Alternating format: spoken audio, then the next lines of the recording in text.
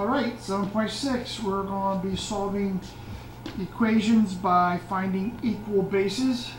Alright, because you notice, in order to solve this equation here, I have variables in the exponents. Well, I can't solve it the way it is. I have to get these down here where the 4 and 8 is in order to solve it, just like any other equation. So, one method we're going to use is we're going to use equal bases. In other words, 4 and 8, can I rewrite these as the same base? In other words, what number multiplied by itself, how many times, whatever it is, that will give me 4, and it will also give me 8. Right? 4 times 4 is 16, so that doesn't work because I need to get 8. If I do 2 times 2, that's 4, right? Something works there. If I do 2 times 2 times 2, that's 8. So that means 4 and 8 I can rewrite as bases of 2. In other words, I can rewrite 4 as 2 squared because there's 2 2's. 8 I can rewrite as 2 to the 3rd power because there's 3 2's. So what I'm going to do is I'm going to take this 4, put parentheses, 3x equals, take the 8 out, put parentheses, and put x plus 1. So I'm going to replace the 4 with 2 squared. And I'm going to replace the 8 with 2 cubed. Alright?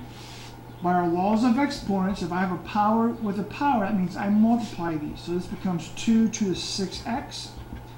This becomes 2 to the 3 times x plus 1. Alright?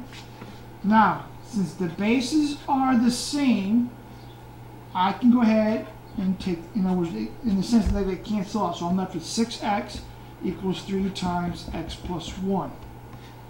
Now it's linear. Now I can go ahead and solve it. Distribute the 3. Subtract 3x from both sides. And divide both sides by 3. And I get 1. Alright? So let's check our answer. 3 times 1 is 3, so this becomes 4 cubed equals, if I put a 1 in, 1 plus 1 is 2, so it becomes 8 squared. Well, 4 cubed is 64. 8 squared is 64. So it works. So there is my solution. X is equal to 1. Right, let's do another example.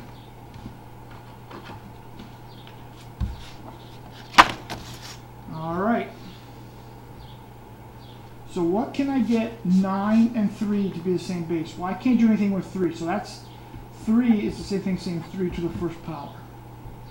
Now, can I rewrite 9 as a base of 3? In other words, that's 3 times 3, which is 9. So I can rewrite that as 3 squared.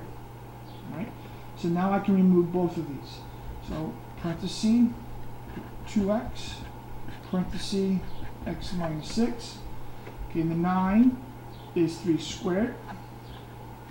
The 3 is 3 to the 1st power. You don't have to put the 1, but I just want to do that just to make sure you see what I'm doing. Okay, power to a power, that means I multiply, so 2 times 2x is 4x. And 1 times x minus 6 is just x minus 6.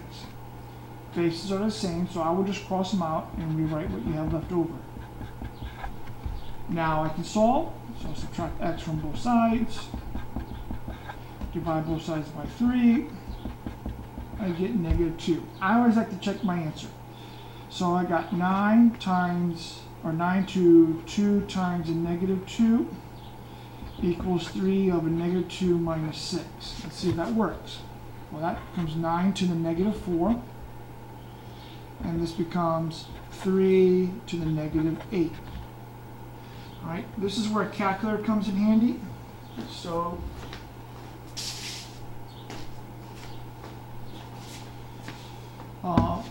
real quickly on a calculator, I'll just do this. Anyway, you can see it. So I'm going to do 9, caret key, parenthesis, negative 4. I get, it's a very large, it's a very small number because it's a decimal, so I got to move my decimal 4 places to the left. So it's a very small decimal. And let's do 3 caret key, parenthesis, -8.